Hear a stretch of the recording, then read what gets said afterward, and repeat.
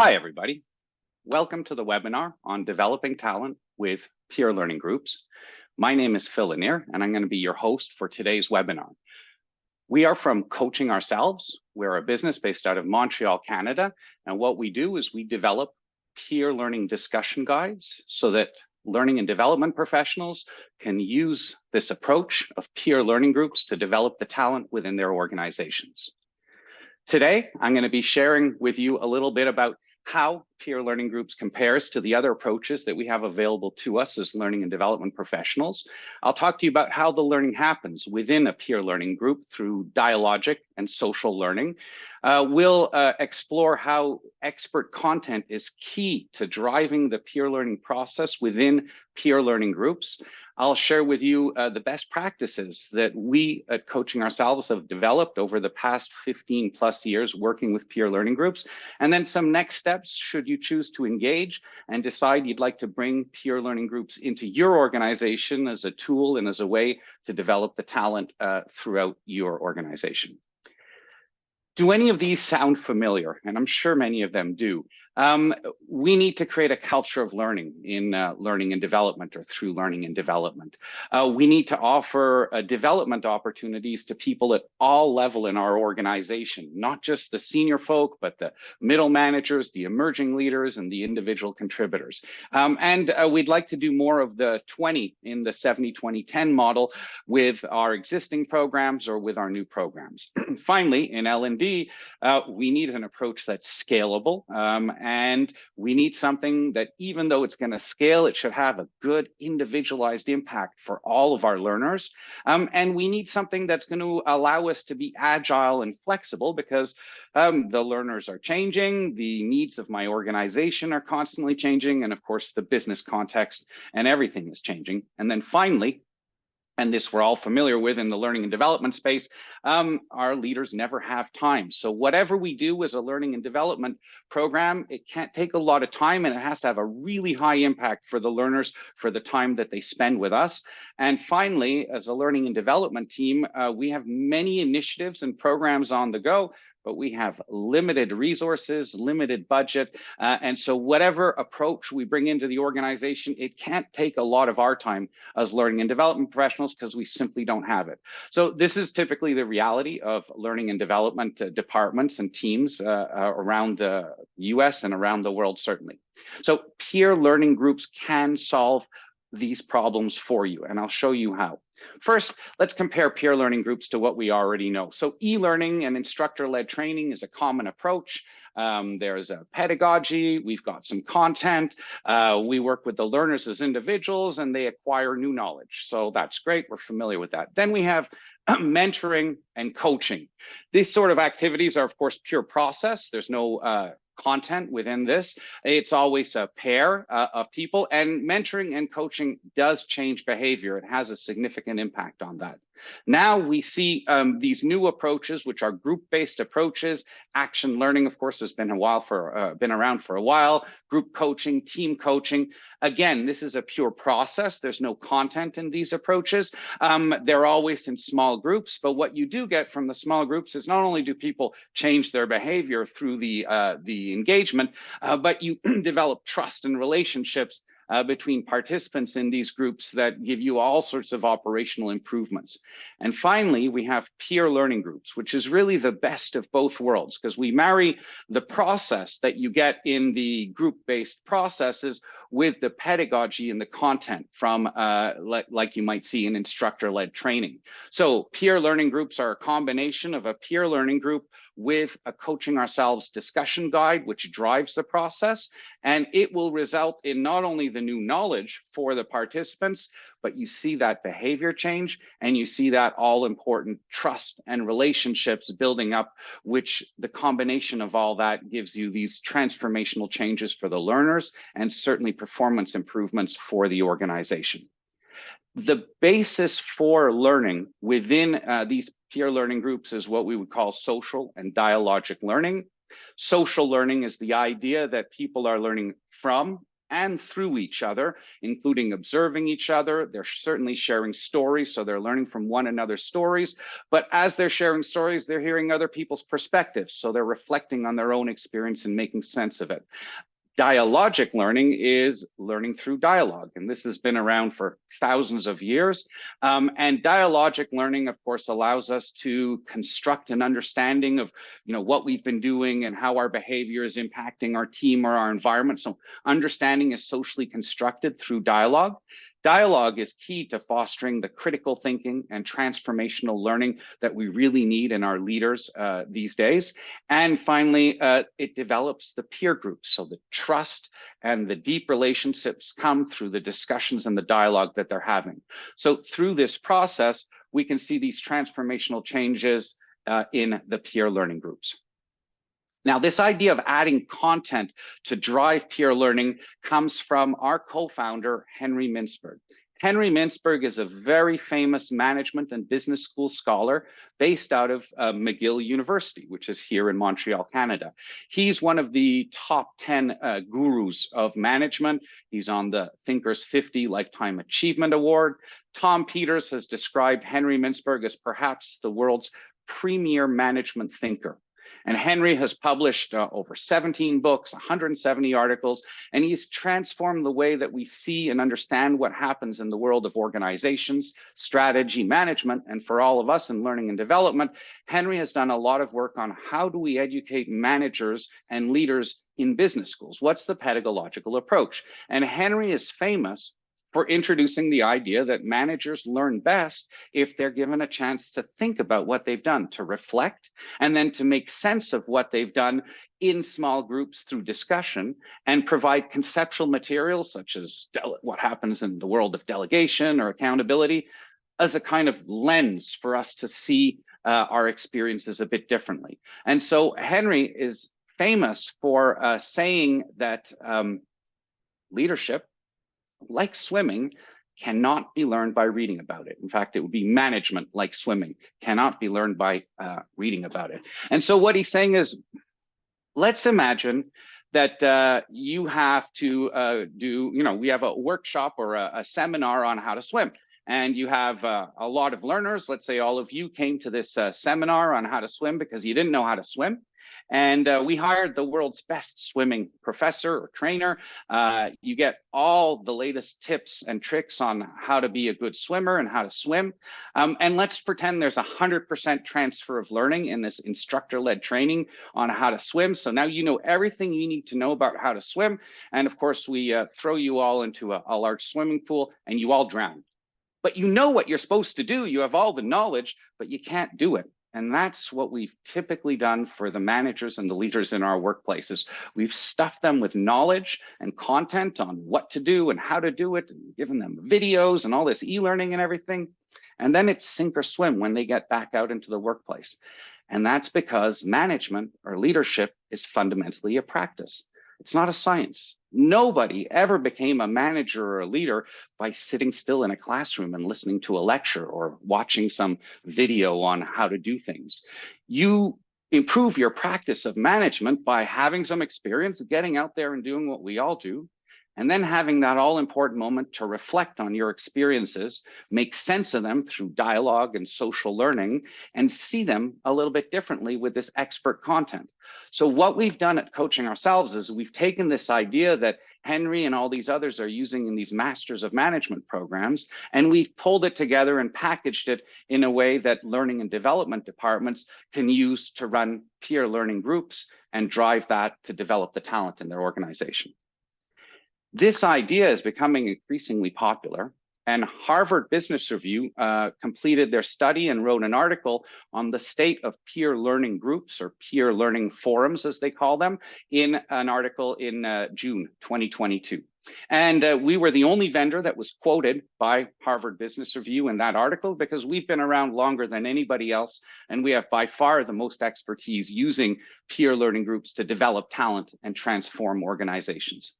Harvard Business Review identified a couple of key factors that are important for peer learning groups or peer learning forums to be successful. The first is keep the group small. You can't have like groups of 10 and expect a good, candid conversation. We're always looking at this sort of 4 to 6 participants per group to get the best results. Keep the sessions regular. So you'll have one session a month for 6 months, and that will give you a typical program to develop talent for, let's say, emerging leaders.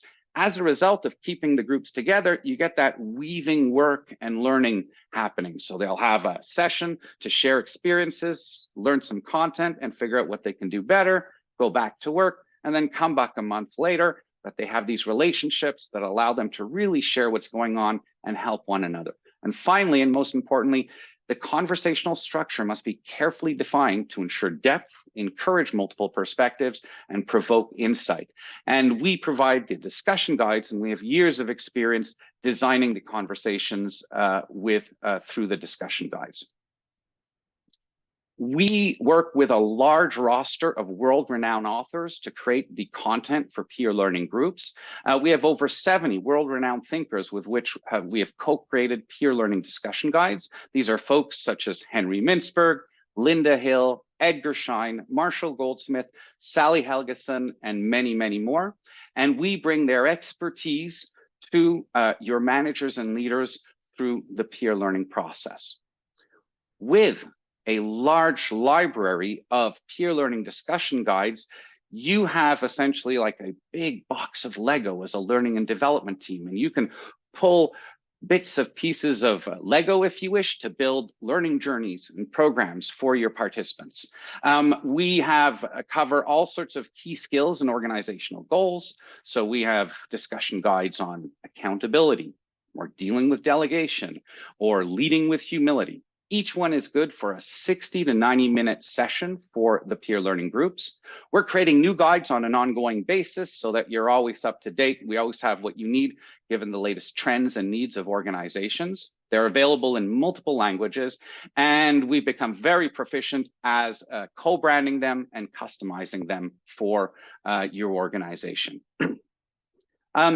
This large library of expert content gives you the flexibility to either design formal programs, such as selecting a series of these guides to drive people through a formal program, or to support the informal, emergent type programs that we're seeing more and more frequently. You can also use this as an add-on to an existing program. So many times you might have some instructor-led training and you're looking to add more 20 from the 70-20-10 into your program. You can just pick a couple of the guides and put them in between as peer learning sessions in between your instructor-led training.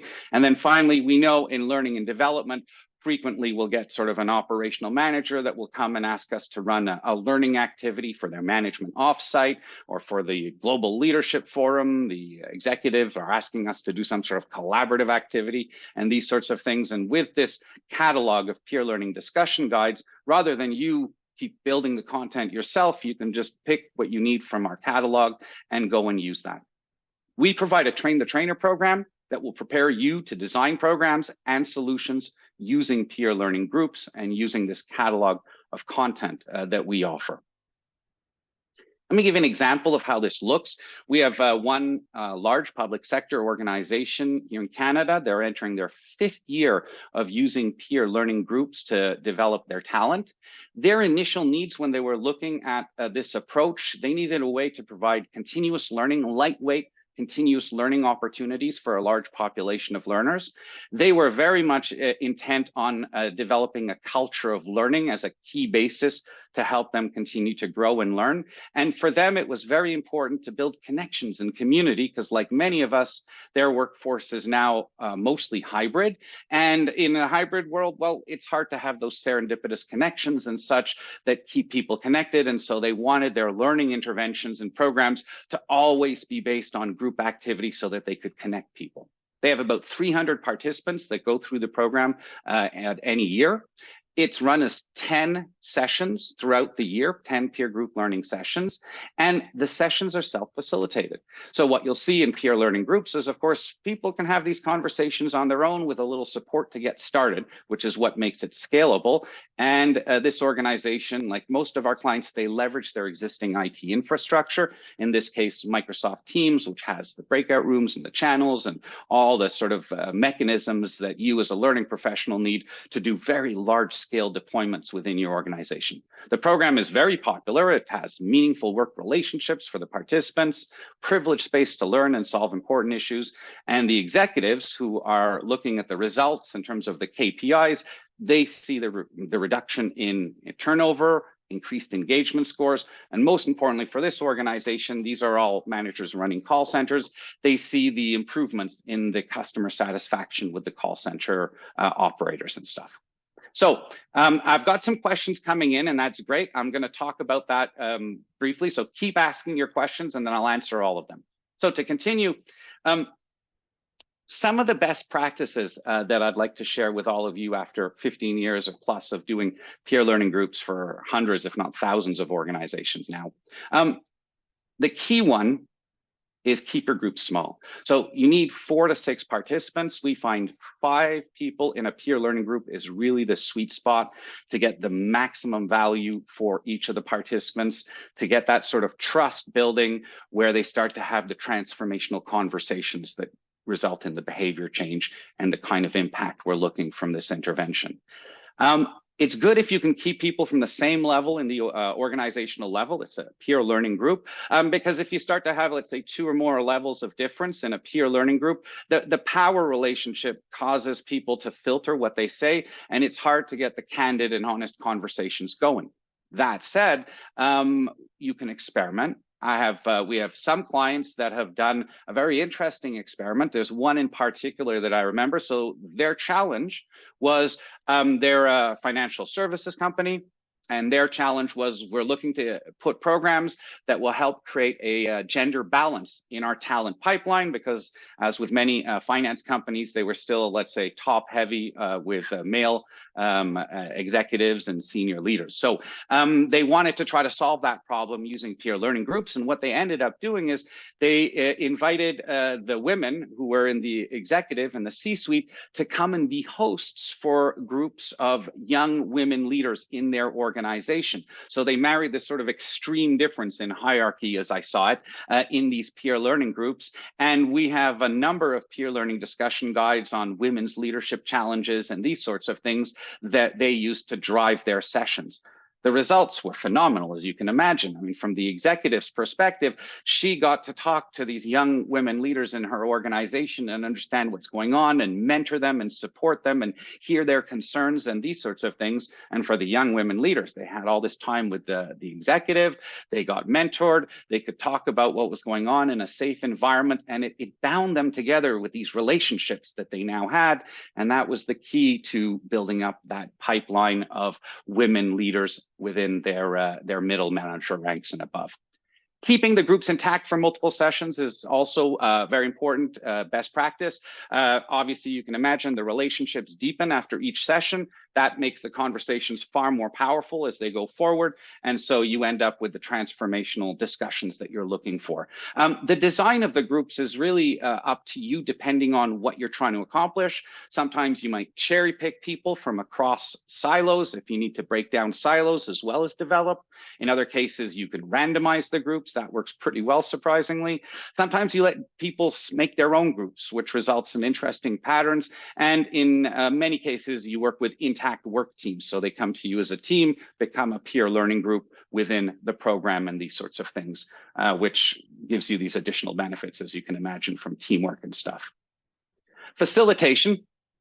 And we talked about, there was a question here in terms of how do you ensure that this is happening. So one thing we've learned is that in all cases, and vast majority, I should say, of cases in organizations, you need somebody that's going to give the participants the permission to talk freely. And so we call it more like a host rather than a facilitator. And it could be an HR business partner, it could be a learning and development professional. And in an increasing number of cases, what we see is the L&D professionals train the operational leaders who volunteer to help get these sessions started, and they become the hosts of the sessions. The other way to help groups get started is to give them a demo. So you run a demo session, people come and observe, and they get the swing of how to have a conversation freely, and they're off to the races. And then socializing the idea ahead of time is important, mainly to tell people this isn't a typical training program. This isn't a passive exercise of listening to a trainer. This is going to be a discussion. And once they get that idea, they engage freely. The Coaching Ourselves Train the Trainer program, which we have, is a program that we can help train you or to train others, or of course, we can help you prepare your internal leaders to train these. There's a question of how do we ensure the sessions are actually happening when they're self-facilitated. So typically, first, the sessions have to be coordinated. So you would schedule everything in Microsoft Teams, so at least they would be able to get to the sessions. Once they're in those sessions, you know what, I'm going to answer that question a little bit ahead of time. The sessions always happen because people want to have the conversations with their colleagues because it's important to them and because it makes sense to talk about what they're doing and how they can solve their problems. And if it's not useful, they won't come back. And this is typically a voluntary exercise. People come because it helps them do their job. I don't know how else to answer that, but I'll share more color after. Scaling peer learning is the final step in all of this. So once you've got this set up and you've got at least the process started, it's really easy to scale. A couple of things that you can do to move things along: get the buy-in from senior stakeholders. So almost inevitably, you'll run one session with a group of senior leaders, 60-minute session. They have a fantastic experience, and then you advertise that to everybody else, which drives people to come to the activity and to engage in it, so that, as you say, they do it because they want to, and that results in the sort of the outcomes that you're looking for. We can do this train the trainer for the champions, so that you can have lots of operational leaders to help get it started very easily. And then most importantly, I think today many of us are learning leverage our existing IT infrastructure. We have Microsoft Teams or Zooms. We have these wonderful platforms in our organizations. The IT department is already happy with everything, so there's no security issues, and all our learners are very comfortable with the technology, so we don't have any technology challenges. So it's very easy to sort of deploy large programs quickly with the tools we have. And what we're also seeing nowadays is this organic scaling. The emergent nature is happening more and more.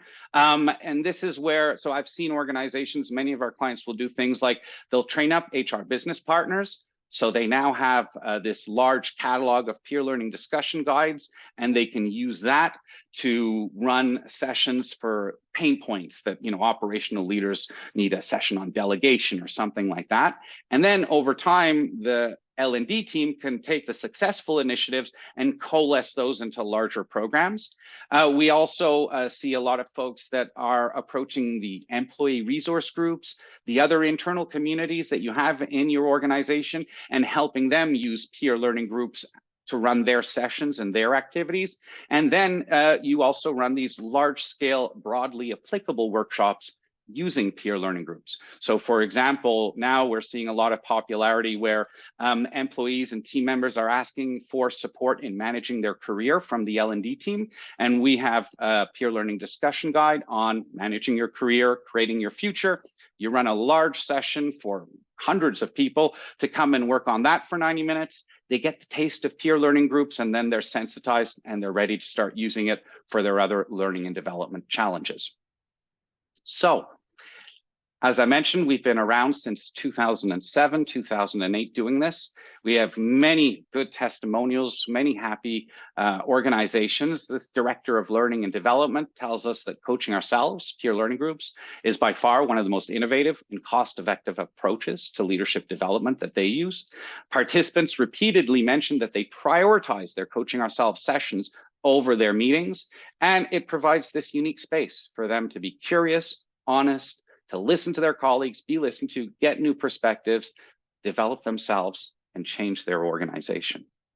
So I really want to encourage you to take a next step if you'd like to further experience peer learning in groups and how it works with Coaching Ourselves. We offer facilitated demo sessions every second Tuesday. Just go to our website and pick one that works for your schedule. And during a 1-hour facilitated demo session, we'll show you some of our peer learning discussion guides. We'll walk through them a little bit so you can understand what they are and how they work. And we'll discuss with you how this could be used to solve your learning and development challenges or used to develop large programs for your emerging leaders, contributors, etc. Experience the real power of peer learning in groups. Thank you so much. Now I'm going to stay here for a couple more minutes to answer your questions.